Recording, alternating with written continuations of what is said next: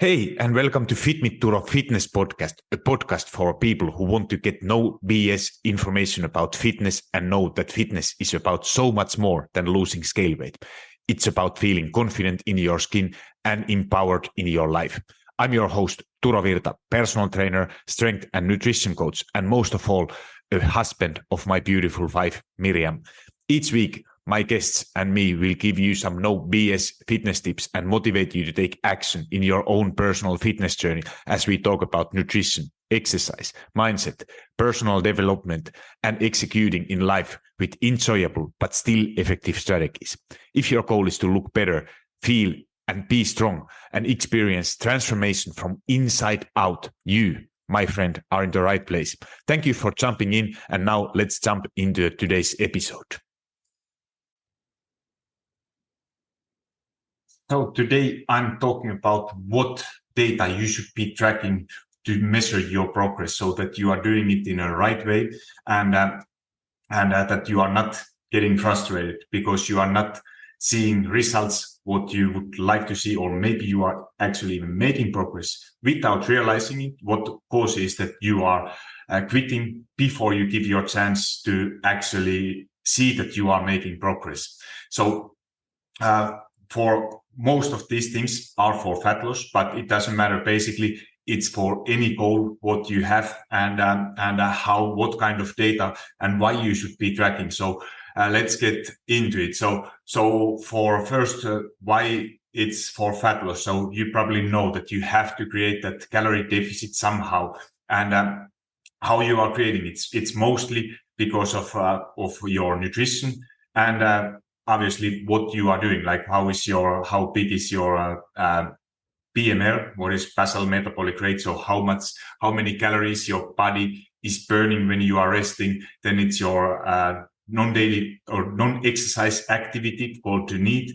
It's your daily steps, movements, what you do kind of outside of your official workouts, and then protein intake, what is like a thermic effect of food, and that is highest in protein. There is a little bit in carbohydrates and very little in fats, but and then that those exercise burned calories you burn during your actual workouts, actual exercise.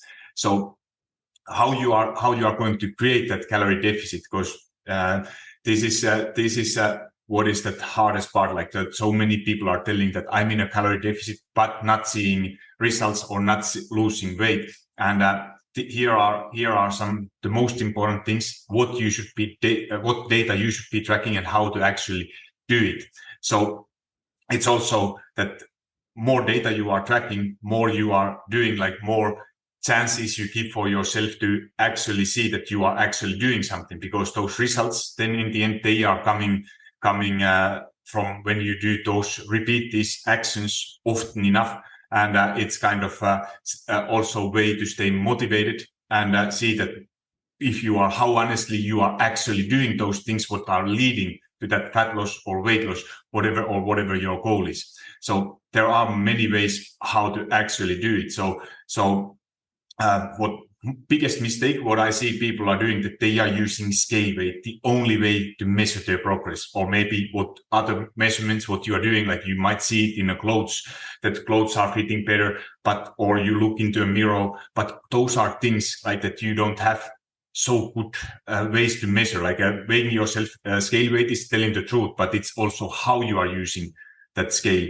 And I'm going to tell a little bit more about it a little bit later, how to use scale in a right way. So, but a lot better ways for fat loss is to take some body measurements, tape measurements, so that you are actually measuring, take some tape and measure your circumference in your hips, in your arms, legs, and like 3-4 points. Like what I recommend for my clients always to do is to measure from belly button, largest part from hips, then take point from your elbow, and let's say that it's 15 centimeters above your elbow, and from there that you have the same point every time when you measure it. And same thing for your leg, you can take from your knee and take, for example, 20 centimeters, doesn't matter where, but that it's you write it down where you have to get, that it's always at the same point as those will change all the time. Then pictures are telling the best what is actually happening, because if you are looking only into a mirror, it's so frustrating, because you see yourself like kind of daily, and you are the last person who is actually realizing and seeing that there is something happening. So take pictures and compare those pictures to kind of before after pictures, and there you will see what is actually happening. And those are best ways, like kind of measurements. And then there is some kind of performance based goals, like if your goal is to improve your running time, improve your strength, so that you are over time able to improve, like that you are getting stronger, you are able to use more weight when you are strength training, or you are able to improve your running time, run a little bit longer at the same time, or whatever your goal is. So this is what kind of things what you should be tracking. So what I love tracking with this, like, is that it's not going to be, you are not going to improve, for example, your workouts every single time, or you are not, if your goal is to increase your step amount, it's or lose weight. This is not, you are not going to lose every single day weight. Every workout, you are not able to add more weight. You are not, if your goal is to sleep better or sleep more, you are not able to do it every time. But when you see like how to use that data is to actually look at long-term trends and patterns and see where those trends are going. And this is what you are, when you are consistently tracking, you are able to improve all those things and see that long-term, like not focusing on short-term wins or whatever is happening in the short term, but identifying those trends, how it's going. So and this is like it's like more you are tracking, it's saying like if your goal is to improve something, tracking it or measuring it some way, it's the best way to actually stay motivated and be sure that you are actually doing it. So because let's say that your goal is to improve to get more money in your account, improve your finances. If you are not tracking how much you are spending, how much coming in, there is a very good chance that there is not, in a long term, there is more. But if you are tracking it, you see how is your expenses, what you are spending, and then you will see that, okay, where I need to do some adjustments, improvements to actually start making progress. So this is why you should be tracking. And I think what is also very important is to write some notes and do some kind of journaling when you are, how you are feeling. Like if you are not feeling well, why you should be doing it. Like and then just because it's not that the goal is not to track everything. If that makes you feel, for example, if you are tracking your calories and it makes you feel worse or you get obsessed with it, then it's better to write it down and not make it kind of that you have to do those things, and look what is actually helping you and what not. So understanding and realizing the difference between being obsessive and perfectionist, or doing it in a purpose to improve your health and fitness in the long term. So then next thing is that how to set actually your realistic fat loss goals. So what is a realistic fat loss goals? So let's say that you create calorie deficit, which is around 500 calories per day. What is like pretty average? It could be a lot less. Like you are still able to see results, like let's say 250, 300 calories. So 1 kilo of body fat or is around 7,000 calories. And if you put it in a pounds, it's around 2 pounds or 1 pound is 3,500. So more or less in that direction is one. And how big that deficit is, it's that amount what you are losing in long term. It doesn't mean that you see the results like right away or after a week. And when you do it in the long term, so this is the progress what you're doing. And what is a very good progress for fat loss is that if you are, let's say that you created 500 calorie deficit, it's 3,500 if you do it 7 days in a week. So it's a half kilo fat loss per week. So it's a 2 kilos in a month. But if you think that what is realistically possible, what is a good progress, it's 1 to 2 kilos per month. If you have little bit more fat to lose, then you could go a bit higher, bigger calorie deficit, but it should not be too big, or especially if you are going to use it for a long period of time. So this is for fat loss, what is a sustainable, good amount of progress in long term. So these are not these are like, I would not look at if you look your weekly scale weight, how to see it on the scale. So how I love to use it scale, that I measure myself, for example, and recommend to all my clients to weigh themselves every single day. So it's kind of that to have and to not have any kind of emotions when you are weighing yourself. So it's just the data you are collecting, and think it's nothing else. There is no emotions. So you don't need to panic if it's going up or if it's going down, because that's totally normal. And for various reasons, I'm not going to deeper on those reasons in this training, but when you get that, you have every single day, you take your weight, put them all together, divide it by 7, you get one weight number per week. So that is your average weight per week. And then you can compare it week by week and then see in the long term where the trend is going and what kind of progress you are actually doing. So this is the best way. Like for example, in my workout apps and apps, you have that when you weigh yourself, it's going automatically there in, and it's making you the trends. Like so you are seeing it's going up and down. But in the long term, the trend should be going down. Or if it's not going, then it's time to go back to methods what you are using and looking how consistent you have been actually with your actions, or if there is something wrong what you are currently doing. So these are practical ways how to measure your progress, and then how you are setting of your goals. So I love to use like using method. It's called SMART. So SMART stands for, it's S is for specific, M is for measurable, A is for attainable, and R is for relevant, and T is time bound. So what it means, so specific goal, it should be clear and specific, leaving like kind of no room to think it like if I have achieved it or not. It should be answer the questions that of who, what, where, when, why, and how. And the more precise the goal is, it's easier it's understand and work towards. For example, instead of setting like a general goal, like losing weight, specific goal would be to lose 10 pounds. And you could put some timeline there, like for example, 3 times, like in 3 months, like 10 pounds. That's still a realistic goal, but the timelines for weight loss, those are probably not the best goals. But if you have it that lose 10 pounds, and then by how you are doing it, by exercising 3 times a week and following my nutrition plan, or what is a balanced, or if you are tracking. And so this is kind of specific how you are actually going to do it.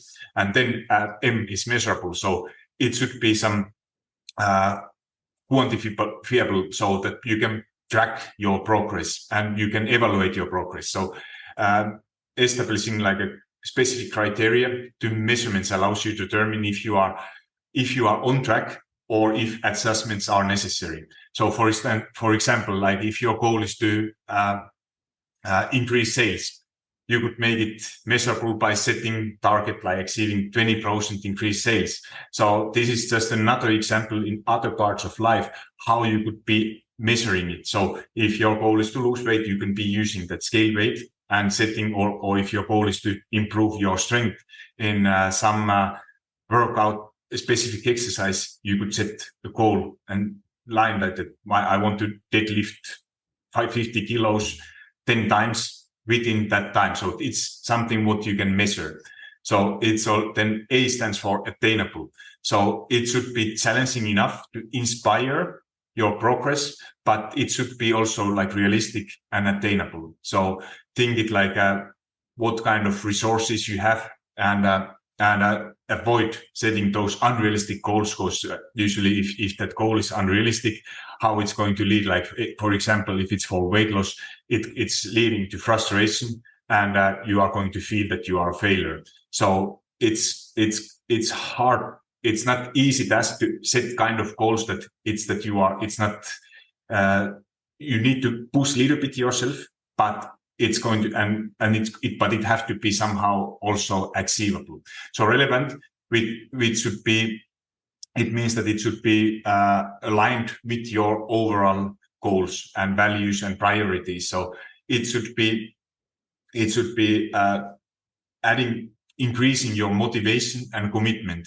And it's kind of that in the big picture, if your goal is to, let's say, in 1 or 2 years, it should be improving your health or whatever. It should be kind of that long-term vision, and it should be relevant for that, what your bigger picture, like those kind of small goals, what you let's say that it's in a 1 month, 2 months, 3 months kind of short period of time, what are leading then to that like bigger goal. And they are helping when you achieve those smaller goals.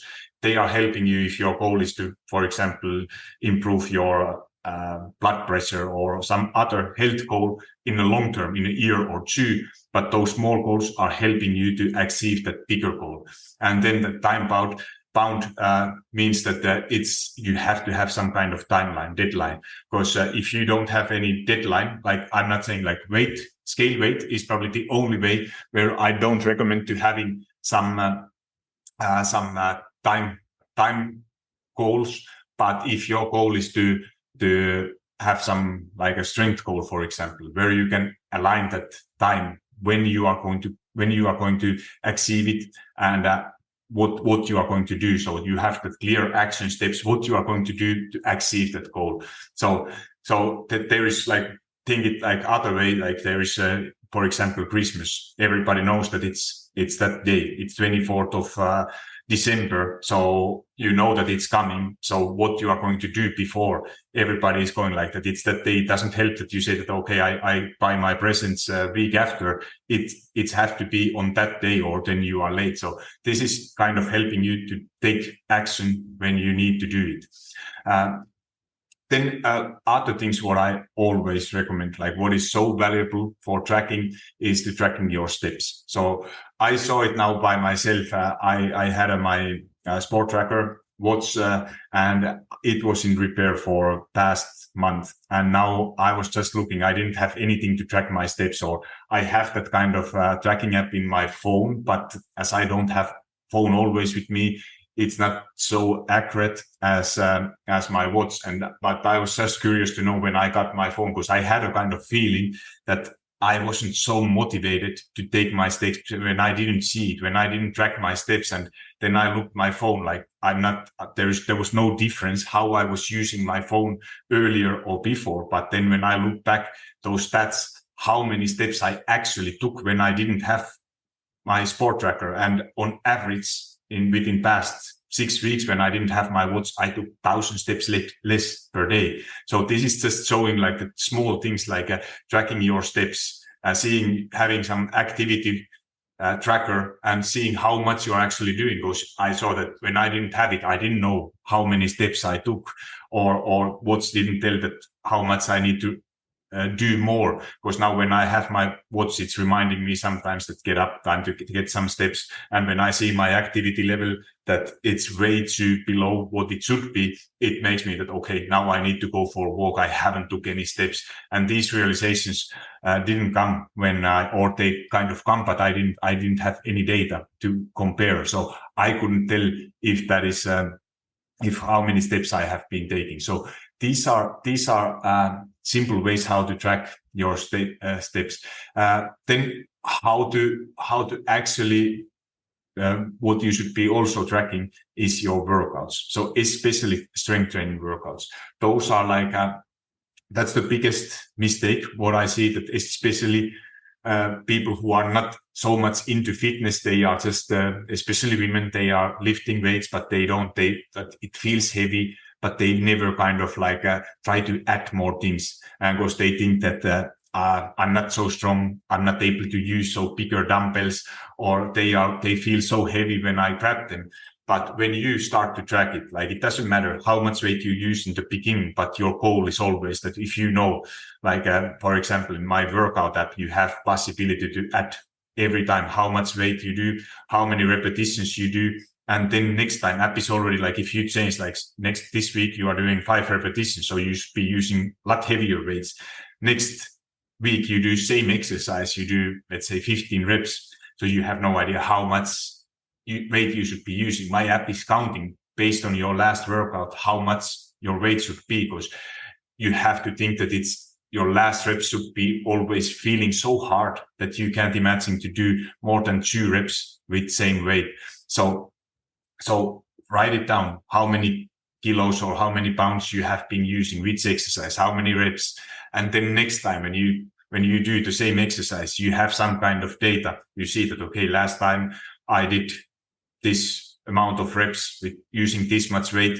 And now I try to use a little bit more weight than last time and see how it's going. If you can't do it, then go back and do more reps. But this way, when you track your workouts, you know what you are doing. And this is now, it's when I started doing my strength training and started to track, it's like 2 years ago. And now when I look back how much weight I was lifting 2 years ago, it feels like, I don't feel like that. I know that I have got stronger, but I have no idea how much actually stronger. And then when I looked at, holy shit, so much I have been able to add weight. It's not coming every week, but in over longer period of time, it's so motivating and makes you feel so much better when you see that how much you have been actually making progress. So then other ways what I love to use is kind of body composition. So there is like ways if you want to measure your fat percentage, those are like, if you are using some kind of scale measurement. I'm not big fan of doing them. Like I have a scale at home, for example, which they are affordable, some kind of what is showing your fat percentage, but that number of fat percentage, it changes every single day, depending what you have been eating, how much hydrated you are, how much your scale weight is. So it's not very accurate. It's same kind of like scale weight. And if you go to somewhere to measure your fat percentage and you do it like every couple of months, it gives like a long period, like long trend. It gives you direction where it is going, but they are not very accurate. They try to sell it. It's kind of good way, interesting way to see, but you don't see it every single day, what is actually going on. So a lot better ways to measure your fat loss is to take, like I said earlier, tape measurements, pictures, and those are more than enough to track your progress. So then about nutrition. So nutrition is probably the most important thing to track your progress. Obviously, it takes a little bit time, but if you I did podcasts just about tracking calories, and I'm not going to go deeper. That is like probably the most important thing, especially tracking, becoming, first of all, why it's so important, becoming aware what you are currently doing. So before you try to do some kind of changes, I always tell that don't change anything. Eat how you have been eating and see what you're currently doing. And then when you know what you are currently doing, it's so much easier to start make those adjustments. Because if you go right away and you start because most of us know what you should be doing. And if you go right away, that you go on a perfect diet, you have no idea what you love to do, what you are doing in a day-by-day basis. So start tracking your nutrition, become aware, and then think that what is one habit, if you see that you are struggling to hit your protein, where you could be adding more protein. Is it your breakfast? Is it your lunch? Is it your dinner? Would you be adding some kind of snacks? So these are just simple adjustments you could be doing to improve your nutrition, and portion sizes, adding more protein, and that is the best ways. So then other things, what I personally, because I'm okay, you don't need to be honest, you don't need to track all of these. But I'm just giving you example what I'm tracking myself and what you should be doing and how to use it. So what I track myself is sleep, and that is probably the most important thing. What have changed everything for me, because sleep, if you have some kind of watch or ring or whatever that is measuring your sleep quality and quantity. So So when you are, they are not like any of these tracking apps. They are not very accurate. So they don't know exactly everything, but they give you good idea about trends, what is affecting to everything. And one thing with sleep is that don't take it like, because if you see that watch is telling that you didn't sleep well, it doesn't mean that your day is a shitty day. But it gives you just that, okay, what I was doing day before, what didn't work, how I can improve it to get it better. So for me, trends, what I have learned from tracking my sleep, that when I go to sleep at the same time every single day, I feel a lot better. My sleep quality, I get more REM sleep when I go at the same time every single day, 7 days a week. That was the biggest game changer. Then other things is like if I have late night workout, my heartbeat is still up, and my sleep quality is not as good if I work out in the morning. And other thing is alcohol. If I drink alcohol, even small portions, like later in evening, if I have 1 or 2 beers in evening, my heartbeat is like 5 to 10 beats higher on average, and my sleep quality is, and obviously if you drink even more, then you can forget it, but that you already know. But this is like that. It's not that it doesn't mean that you can never have those things, but to know, at least to become aware how they are affecting, and what it is happening. Because sleep is something what most of us are underestimating, and that could be probably the most important thing for fat loss, overall health. Because if you don't sleep enough, you are going to eat more. That is just it's a fact. There are so many studies that, for example, difference between someone who is sleeping 6 hours per night or someone who is sleeping 8 hours, there is like 300 calories per day. Automatically you eat, you have more cravings.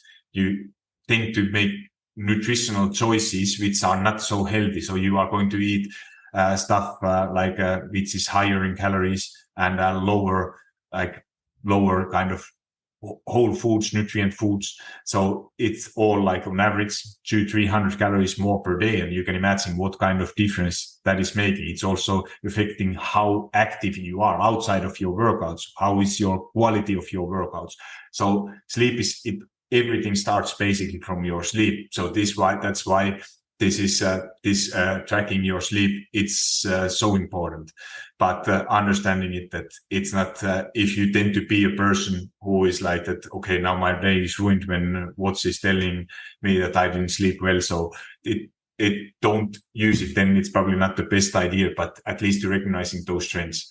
And then other thing, what I personally don't do, but what have helped many of my clients is tracking kind of that mental and emotional well-being. So these are like writing those things like journaling, because this is like how you are feeling, like what is going on if you have stress. Like the funny thing is with your brain that once you put it out, once you journal it, it's because then it's away, because you keep thinking about those things, like what is probably stressing you. If you have a family, you have kids, you have busy work, everything. But when you journal it, write it down, how you are feeling, what is going on. And then it's kind of, if you have some kind of to-do lists, you put them down on a paper. That is already helping so much that it's just away from your brain. And then, you don't need to think about it anymore. And this is one of the best ways, for example, to improve your sleep, is to actually journal night before, like what kind of thoughts you have, what you are feeling, if you have some sorrows, if you are happy, grateful for something, or if you have a lot of things going on, then writing it down, what you need to be doing. So then it's away from your mind, your head, your brain, and then you don't need to think about it whole night, and your sleep quality probably will be better. So these were the best tips what you should be tracking. And if you have any questions, let me know. And thank you for listening. Talk to you soon. Hold up, friend. Do you love Fit Me Turo Fitness podcast? If so, the best way to say thank you is to subscribe to the podcast and leave a review on iTunes. I know every podcaster wants you to leave a review, but it's because those reviews help the podcast to reach more people. I truly want to know what you think, and if this particular episode resonated with you, would you also please share it? Either send a link to someone who you think will find it valuable, or take a screenshot and post it into your social media and tell your friends and family why they should listen it. Make sure you tag me so I can hear your feedback and give you a little love. And if you aren't already following me on Instagram or TikTok, that's the perfect time to hit that follow button. Thank you for being here and listening to Fit Me to a Fitness podcast.